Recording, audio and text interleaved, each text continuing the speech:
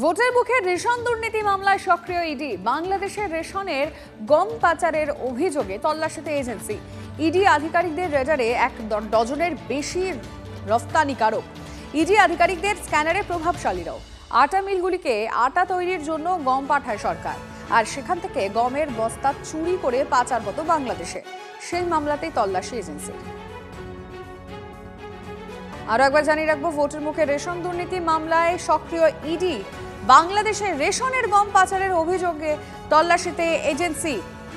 কি কি তথ্য রয়েছে এজেন্সির কাছে আমরা সব ডিটেইলে জানবো আমাদের প্রতিনিধি সুজয় পালের মাধ্যমে। সুজয়, দেখো 2020-তে ঘোজাডাঙ্গা সীমান্ত থেকে প্রায় 180টি ট্রাকে 5100 মেট্রিক টন গম বাংলাদেশে পাচারের একটা চেষ্টা হয়েছিল এবং সরকারি সিলমোহর দেওয়া গম পাচারের চেষ্টা হয়েছিল।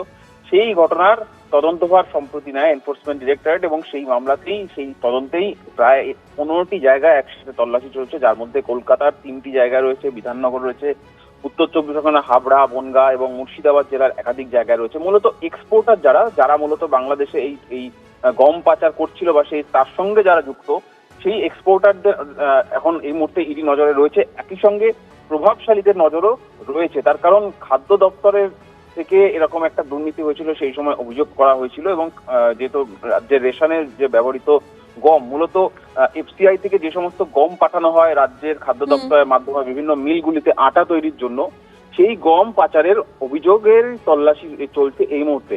এর আগে যে রেশনের দুর্নীতিতে তদন্ত হয়েছিল সেটা মূলত রেশনের সাধারণ মানুষ। ধন্যবাদ।